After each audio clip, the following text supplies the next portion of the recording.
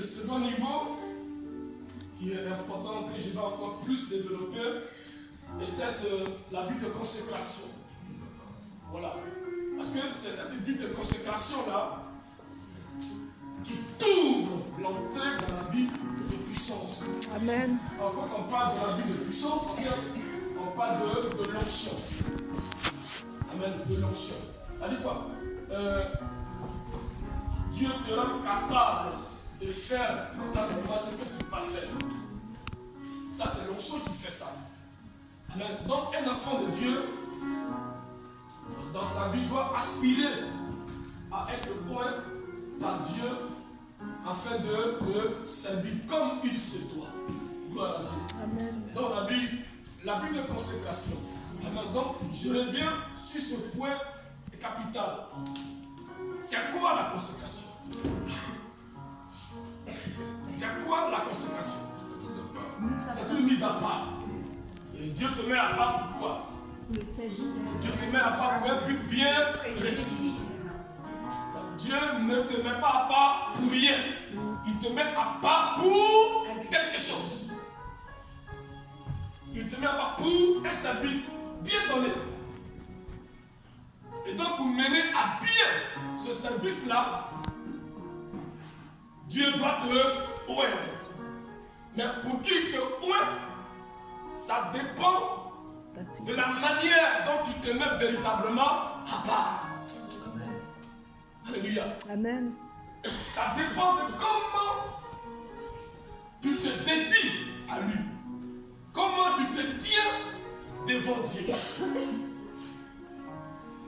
Alléluia. La manière dont tu vis désormais avec ce Dieu-là. La manière dont tu te tiens, dont tu te comportes désormais avec ce Dieu-là. Car c'est une grâce que Dieu te fait en t'indexant, en te mettant à part pour un but bien précis. Et donc, c'est un privilège. Et c'est en cela que nous devons honorer Dieu par notre façon, par notre manière de vivre. Alléluia. Amen. Oh, ce matin, je me souviens. Je me souviens du fils de David, à savoir le roi Salomon. Son père a eu à cœur de construire la maison, le temple de Dieu.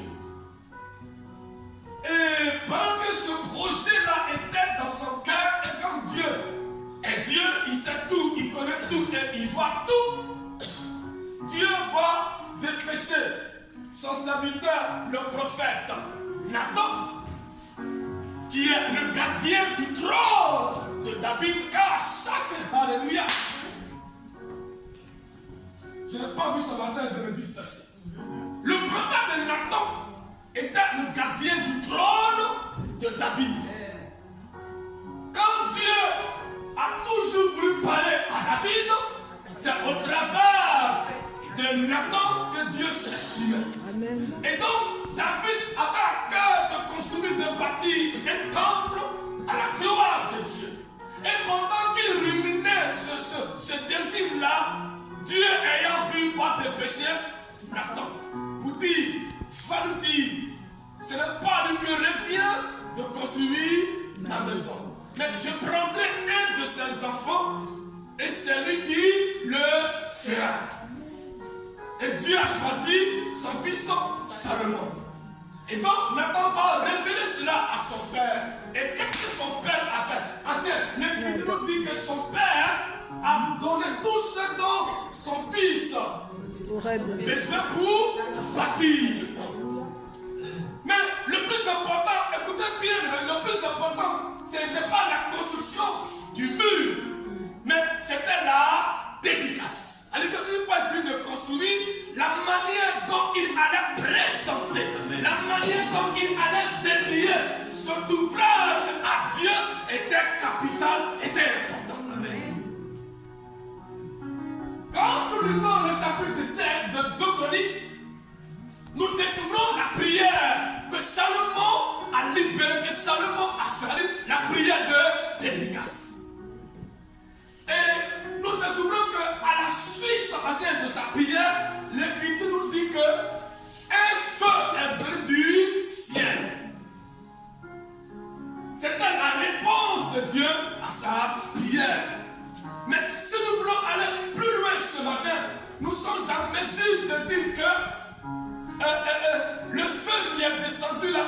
conséquence de la prière de Salomon. C'est-à-dire que la manière dont Salomon a dédié, a présenté l'édifice à Dieu afin que l'Éternel s'est manifesté. Dieu est descendu.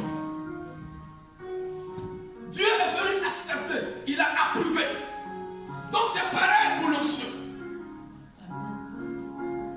C'est-à-dire qu'après avoir reçu Jésus dans ton cœur, la manière dont tu te présentes à lui, la manière dont tu te dédies, dont tu te consacres à lui, c'est ça qui va déterminer l'ouverture des écluses des cieux pour que tu sois loin. Amen. Pour que tu sois loin. La manière dont je me tiens devant Dieu, dont je me consacre, dont je me tords, la manière dont je m'offre à Dieu. Alléluia. Amen. La manière dont je m'offre à Dieu. Comment nous nous offrons à Dieu. Comment nous nous donnons à Dieu. Il faut que nous nous interrogeons. Comment nous nous donnons à Dieu. Cet aspect-là est très important pour que Dieu descende sa gloire sur toi. La consécration, ce n'est pas rien du tout. Elle englobe beaucoup de choses. Tu feras ce matin quelques lectures. Lisons. 2 Corinthiens 5. Tu ne peux pas faire ce que tu veux.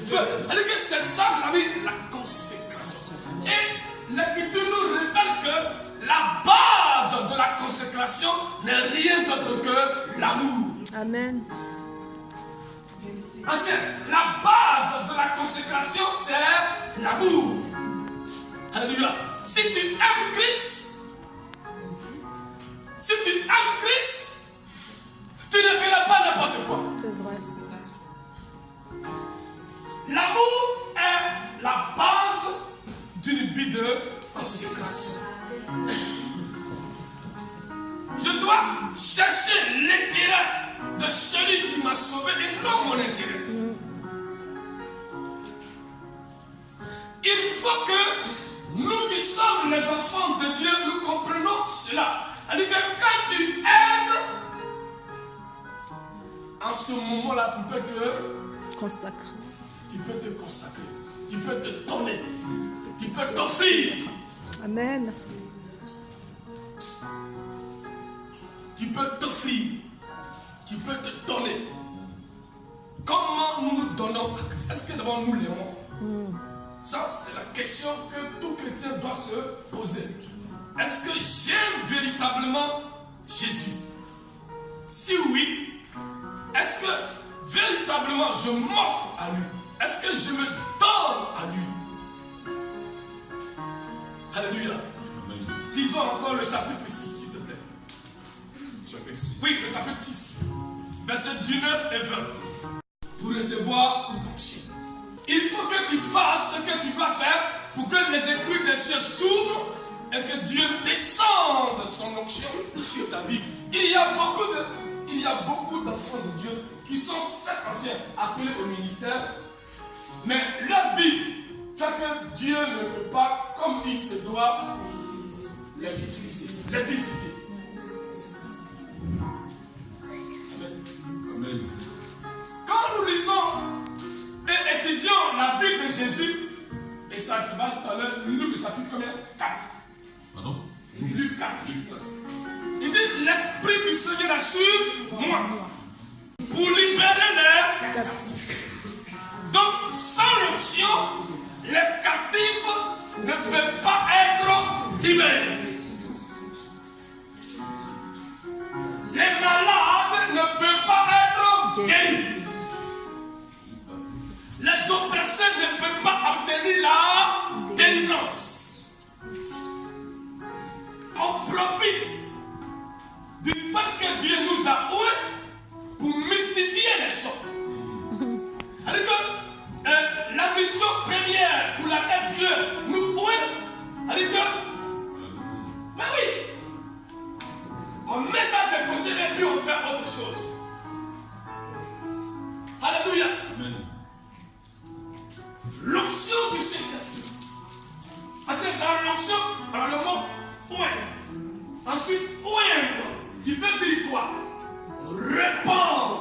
Amen. C'est-à-dire qu'on répand quelque chose sur toi. C'est-à-dire qu'on t'imbibe. Tu es imbibé. On applique sur toi quelque chose. Bon, et dans l'Ancien Testament, il y avait 3 types de personnes qui pouvaient recevoir l'onction. À savoir les rois, à savoir les sacrificateurs et les prophètes. Il y a un qui peut recevoir l'onction. C'est-à-dire que sur eux, on répandait l'huile qui symbolisait le Saint-Esprit, l'onction. Alléluia. Gloire à Dieu.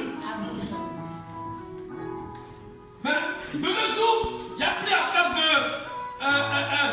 de roi, il n'y a plus à faire de sacrificateur, il n'y a plus à faire de prophète. Non. Quand nous lisons le livre de Joël, il dit quoi? Que dans les derniers temps, je répandrai de mon esprit sur toute chair. Amen. Donc il n'y a plus à faire d'enfants, il n'y a plus à faire de femmes, il n'y a plus à faire d'hommes. Non, sur toute chair. Pourquoi faire? Pour libérer les captifs. Pour l'œuvre de Dieu. Amen. Pour l'œuvre de Dieu. Pour la mission. Pour la mission. Et comme je l'ai dit, Dieu est égal à sa parole.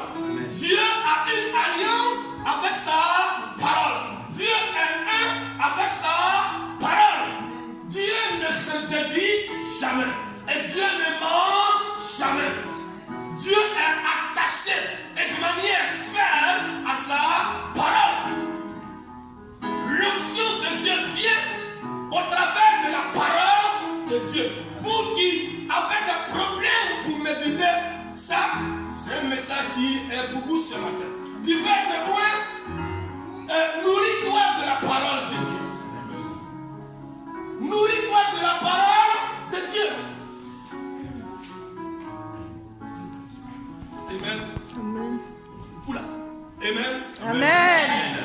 Là, ça va. Là, tu vas te nourrir. Alléluia. Non. Aujourd'hui, le chrétien est devenu paresseux quand il s'agit des choses spirituelles. On ne fait même plus d'efforts quand il s'agit des choses spirituelles.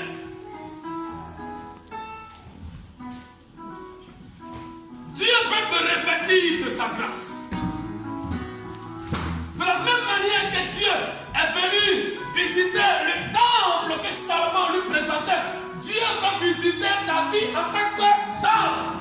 Amen. Donc la manière dont tu te dédies, la manière dont tu te présentes à lui. Oh Seigneur Dieu, me voici devant toi. Prends ma vie, fais d'elle ce que tu veux. Je veux qu'au travers de moi, mon frère soit guéri, ma soeur soit délivrée, ma soeur soit libérée, ma soeur soit restaurée. Donc j'ai besoin et j'ai besoin. Quand tu montres à Dieu l'intérêt de son œuvre, l'intérêt pour l'avancement de son royaume, et que ce n'est pas pour ta propre besoin que tu recherches à être point, quand Dieu voit que ce n'est pas pour ça, mais c'est pour faire son œuvre, Dieu te bénit, Dieu te visite, Dieu te qualifie. Dieu te qualifie, il te voit.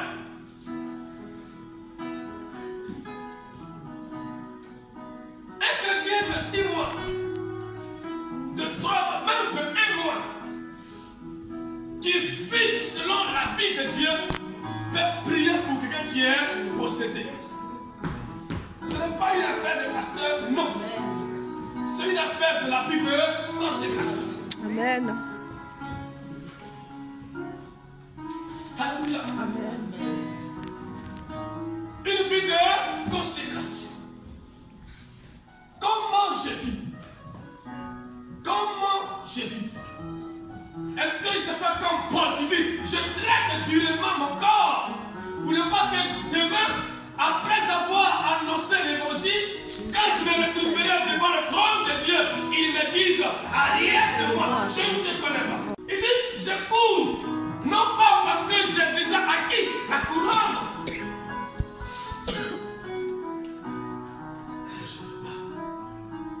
La vie chrétienne, mes amis, merveilleusement. Là que je vous choquer. Je ne serai pas d'accord et je ne serai jamais d'accord pour celui ou celle qui dit que la vie chrétienne est difficile. C'est faux. Je dis c'est faux. Elle n'est pas difficile. Pourquoi est-ce difficile? Dites-moi. Qu'est-ce qui la rend difficile? Dites-moi. Alléluia. Lisez bien le livre de Job. Et je crois le chapitre 22, si je ne me trompe pas, à compter du verset 19. Ou bien plus de ça. Job. C'est parce que nous nous éloignons de Dieu. Mais c'est normal quand tu t'éloignes de Dieu. Mais c'est normal que tu connaisses des difficultés. Que dit Job? Il dit quoi? Retournez à Dieu. Revenez à Dieu. Attachez-vous à Dieu. Donc si tu n'es pas attaché à Dieu, comme dit Matthieu, c'est sûr et certain que tu vas vivre la vie qui est la vie de Dieu.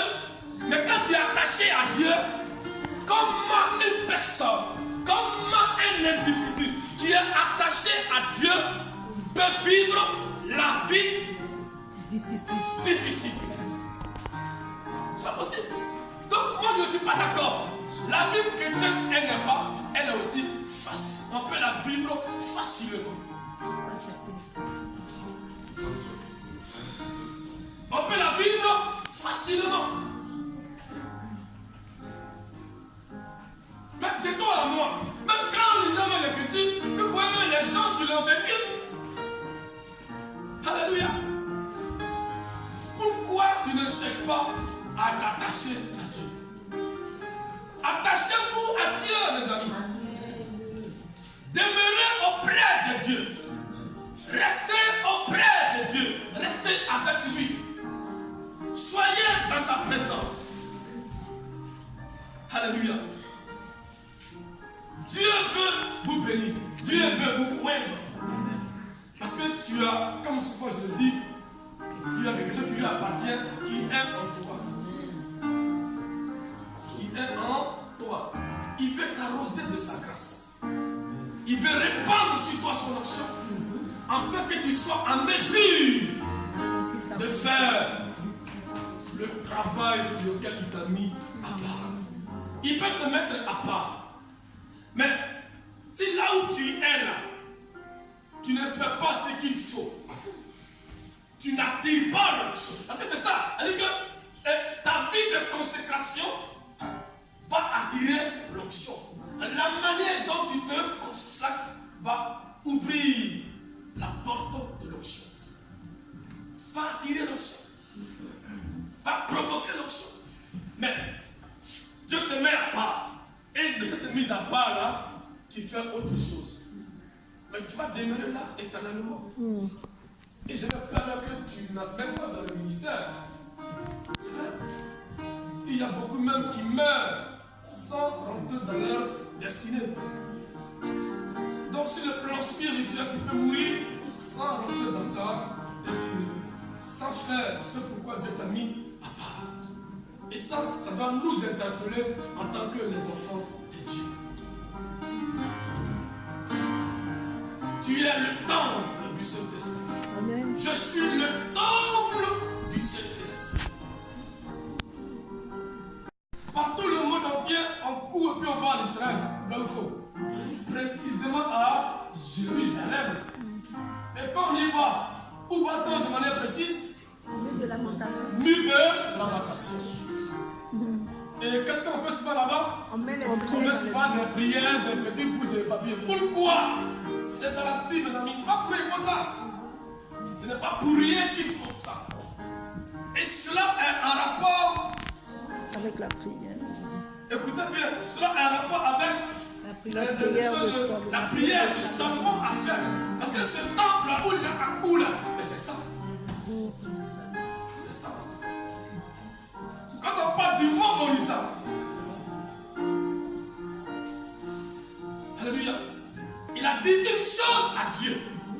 Quelle que soit la prière qui est faite, que Dieu l'exauce.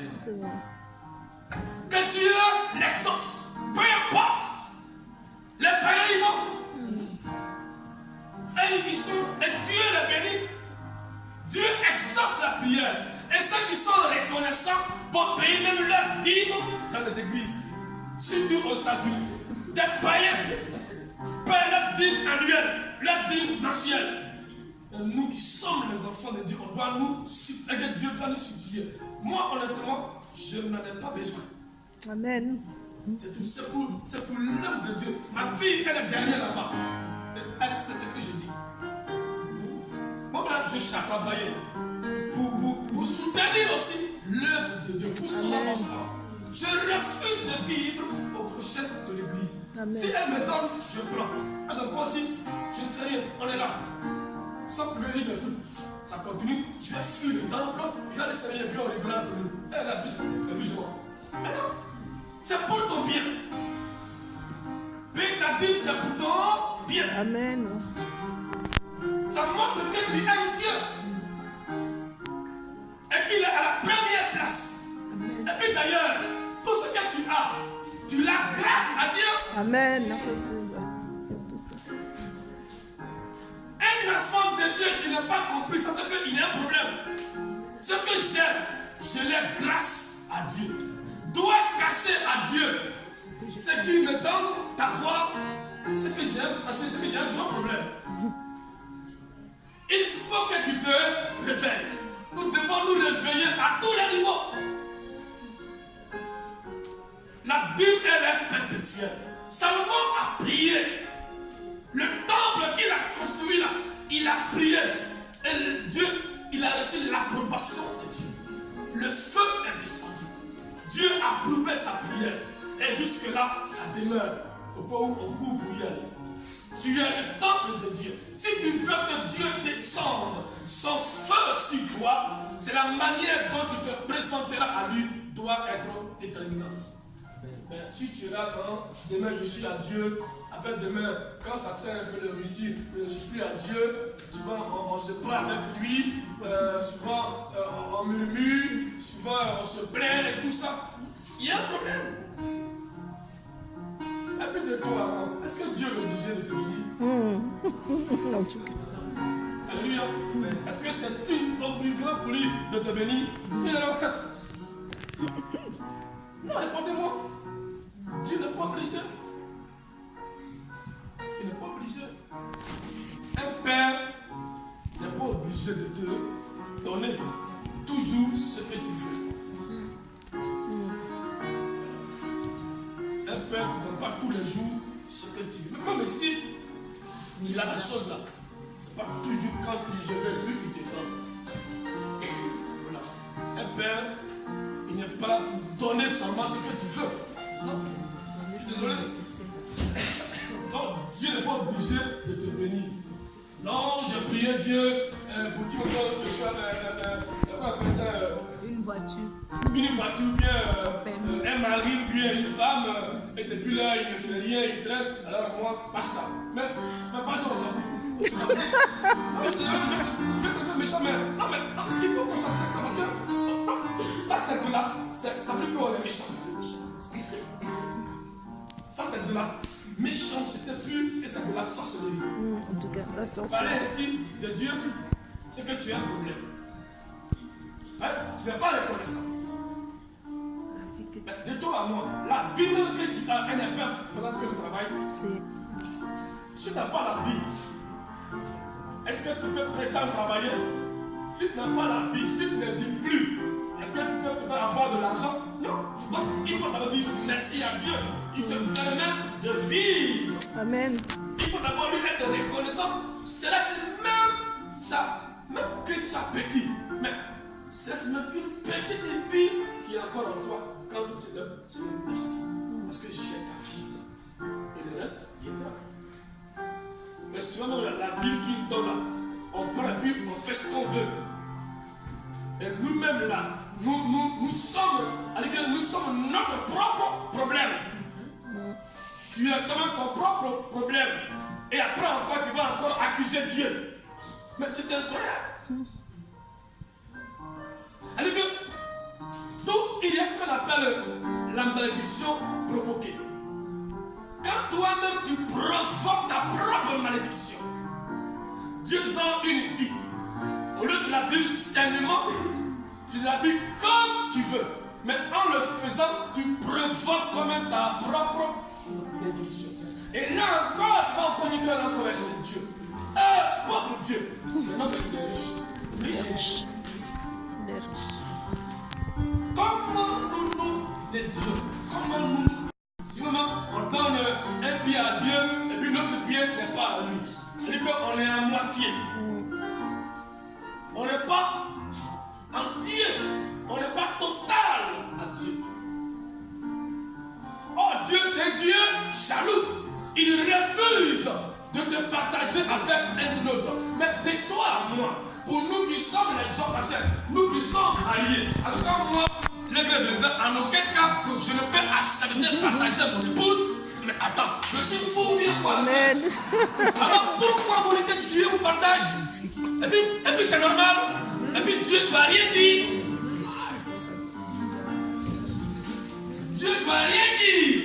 C'est normal que tu sois un peu à Dieu et puis un peu à ce je ne veux pas dire son nom. Ce n'est pas normal. Une femme qui est d'accord pour partager son époux avec une autre femme, elle n'est pas normale. Elle est anormale.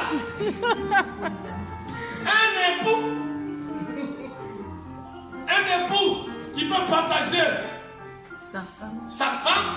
c'est que ce n'est pas un époux normal. Il n'est pas normal. Ce n'est pas possible. Alors, à plus forte raison, Dieu, si les humains que nous sommes nous refusent, il y a même des meurtres qui sont commis. C'est vrai. Bravo. C'est vrai. Il y a même des meurtres. Non, pas oui, ça même, mais de nos jours même, il y a même des meurtres qui sont commis. Des crimes. Passionnel. Alors, si nous les humains que nous sommes, nous n'acceptons pas ces choses-là.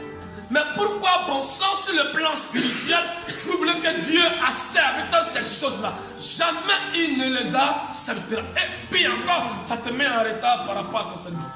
Point barre. Tu te fais du mal toi-même. Soit tu es à Dieu, ou bien tu n'es pas à lui. Elle dit que tu ne peux pas appartenir à deux personnes. C'est pas possible. C'est ça la vie de consécration. Entre la vie de conversion et la vie de puissance, ce qui est au milieu, c'est la vie de consécration. Et ça, c'est un domaine très important. C'est ça qui va déterminer ta vie de puissance demain. Amen. Parce que Dieu compte sur toi. Allez, au travers de toi, Dieu veut guérir. Donc si tu es conscient que c'est par toi que Dieu veut passer pour guérir, tu fais quoi? Tu te Tu te disposes. disposes. On a moyen. Tu te rends disponible. Amen. Tu t'abandonnes entre ses mains, ni regret, ni frayeur. Tu n'as même pas peur. Oh, ma vie, c'est la bonne personne. Dis Amen. C'est la bonne personne. Elle ne te trahira jamais. Elle sera toujours là. Alléluia. Elle sera toujours présente. L'onction du Saint-Esprit, nous en avons besoin pour le service. Et Dieu veut te louer.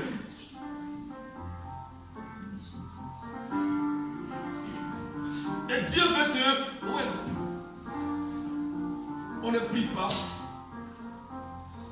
On passe notre temps à manger 24 heures sur 24 heures. Netflix. On est devant la télévision 24 heures sur 24 heures. On est devant quoi encore d'autre? Voilà, merci. Les deux 24 heures sur 24 heures. Dieu n'est pas contre ça. Il va Mais même pas dire. le fait que nous ne sommes pas juste dans ce qu'on fait là, c'est ça qui n'est pas bien. Si tu passais 24 heures devant Facebook, et que tu n'es pas aussi devant Dieu, d'accord. Mais tu vois, tu fais 25 heures devant l'esprit. Je ne connais pas. Et puis tu fais 3 heures devant Dieu. Ce n'est pas Non, juste. c'est pas juste. On doit être juste dans ce que nous faisons. Être droit dans ce que nous faisons. Amen. Mais imagine-toi, tu donnes plus de la moitié de ton temps aux choses inutiles. Et là où même, le temps, tu dois pas oublier, même, tu es busy, tu es fatigué. Tu n'oublies pas, le lendemain, ça suit 2-3 jours, jusqu'à une semaine, 10 jours, 2, 1 mois, je vais le balai. Le chrétien,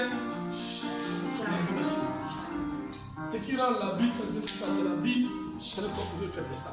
Mais si tu dis non, moi je refuse de faire ça, tu verras que la vie, elle est facile à vivre. Amen. Avec Dieu. Essayez, mes amis. Un défi t'est lancé ce matin. Dieu est d'accord pour ouvrir les écrits des cieux et descendre sur toi son onction pour le service. Dieu est pour te oindre. Dieu est pour te qualifier. Dieu est pour te revêtir. C'est ça l'onction du Saint-Esprit. C'est le revêtement de la puissance de Dieu. Qu'est-ce qu'il y a un manteau ici? Papa. Derrière, il y a un Qu'est-ce qu'il y a un manteau manteau. Il y a un là? manteau derrière la maman. Elle est morte. Ah, voilà, merci. Asseyez bien s'il te plaît. Quand on parle du revêtement, mets-toi là s'il te plaît. Merci. Revêtement. Je laisse expliquer, monsieur. Voilà, tout le temps qu'on la laisse. Maintenant, comme ça. Voilà, revêtement. C'est-à-dire que l'onction du Saint-Esprit, c'est le revêtement. Dieu vient te revêtir. Il vient te revêtir. Bien. Il a bien de gilet gris là. Maintenant, Dieu envoie. C'est-à-dire que Dieu vient le revêtir de la puissance de son esprit. Donc Dieu vient, c'est comme un manteau que Dieu vient te revêtir. Quand on parle de revêtir, on parle de couvrir. On parle de couvrir. Alors quand il est couvert, oh, c'est habille-toi.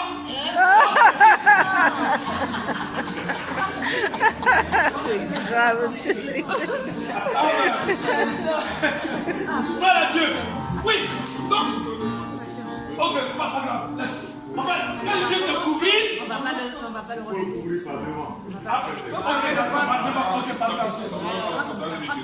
Le ventre, tu mets pas.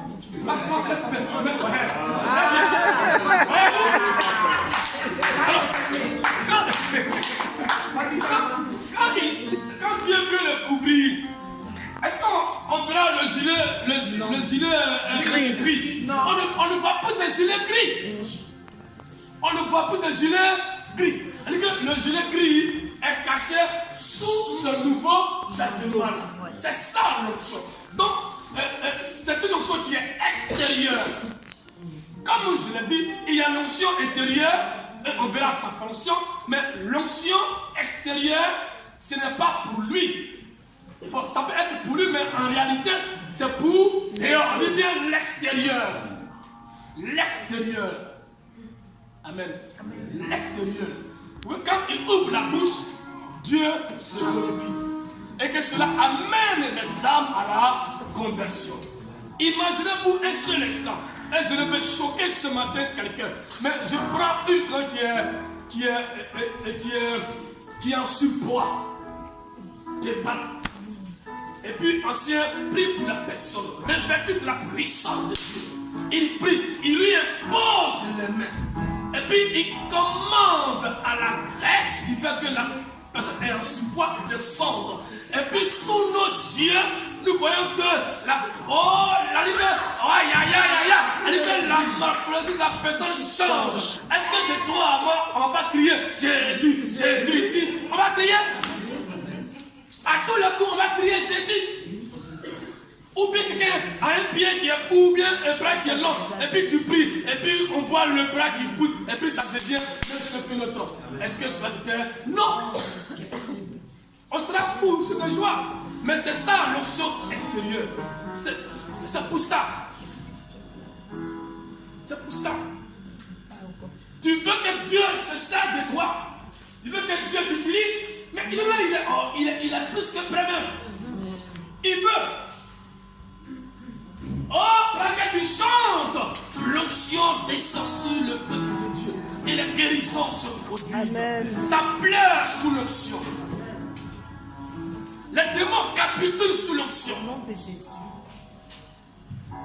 Et tu vois la gloire de Dieu qui te restaure, qui te fait du bien. Et que tu sens la main de Dieu bouger en toi. Tu sens Dieu être à l'œuvre. Mais c'est ça. Mais si nous ne nous consacrons pas, nous ne verrons pas ces choses-là être une réalité dans nos vies. Tu vas voir ça sur la zone de toi, tu ne verras rien du tout. Et comme je l'ai dit, ce n'est pas affaire de pasteur seulement. Non.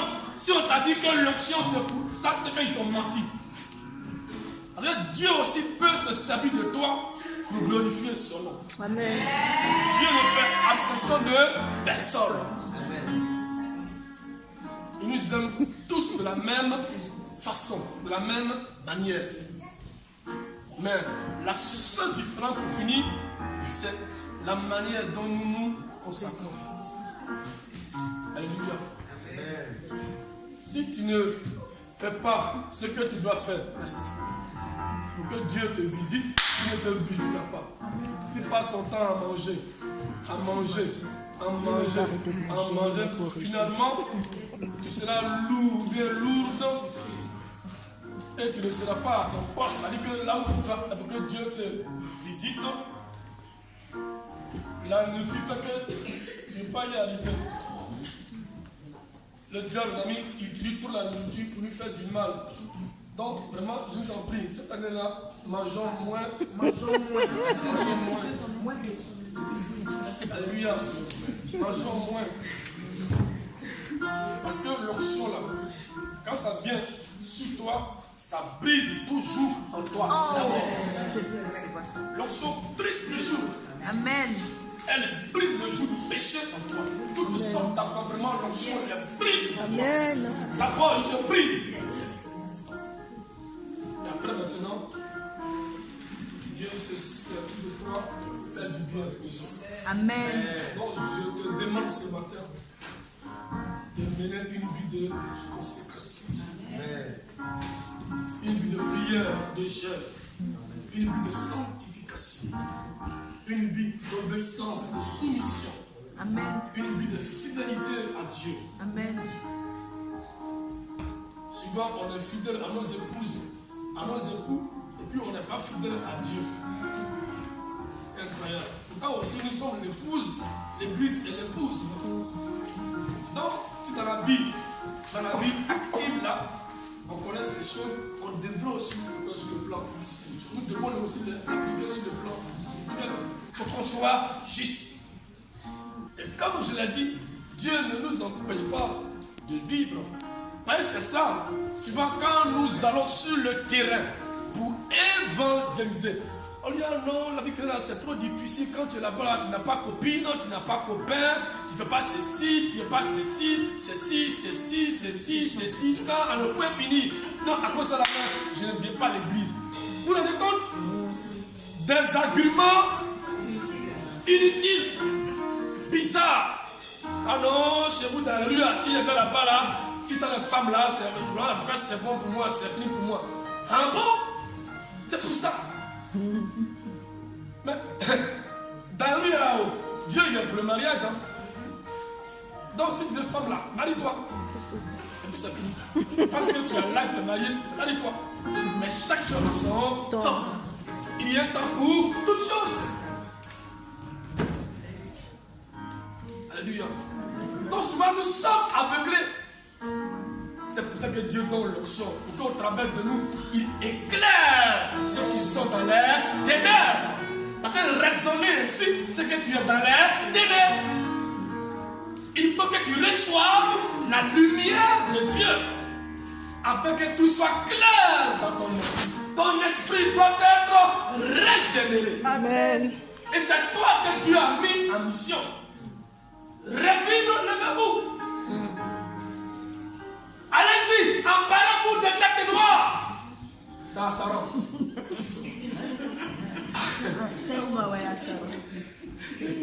Allez-y. Oh, alléluia. Il faut que vous vous empariez de l'océan. Alléluia. Empare-toi de la balle. Maison par maison. Tu sonnes. Tu presses l'évangile. Tu pries. Et Dieu va se glorifier. Amen. Amen. On a oublié l'évangélisation. Mais comment tu veux voir la main de Dieu? Comment tu peux voir que Dieu t'appointe ou pas? Tu ne pries pas pour des gens. Sortez. En tout cas, dimanche prochain, je vais voir vos invités. Amen. Je vais voir ce que vous avez gagné à Christ. Alléluia. Amen. Mais oui. Écoute, l'onction te rend capable de procréer. Amen. Amen. D'enfanter. Mais on a souvent, on n'a pas d'enfant. C'est qu'il y a un problème. Quelle onction tu as reçue? Enfant spirituel. Alléluia. Sortez. Dans les trams, parlez de Jésus. Amen. Dans la bus, ne vous gênez pas. Ouvrez la bouche. Parlez de Jésus à votre voisin. Envahissez les rues. Dimanche prochain, je vais voir celui ou celle que tu as gagné à Christ dans la semaine. Alléluia. Amen. Et cibler les familles. Là, il y en a beaucoup dedans. Il y a papa, maman et enfant. Si tu as au moins une famille, tu as au moins 5 personnes. Même 2, 3. Cibler les familles. Ciblons les familles. Je te dis ce matin, tu es loin. Là où tu es là, tu es loin. Il faut que tu te lèves. Et c'est là que tu verras que effectivement tu es loin. Ce matin, que Dieu nous bénisse. Amen. N'oubliez jamais de vous consacrer, de vous offrir, de vous donner à Dieu. Et la manière dont tu le fais là est importante. Je prends un exemple. Je ferai un don à ancien. J'ai mon tour de ma brise, c'est bien de la main.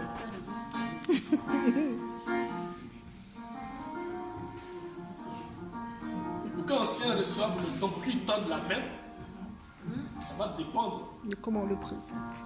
de comment moi je donne. Tout à fait. Alléluia.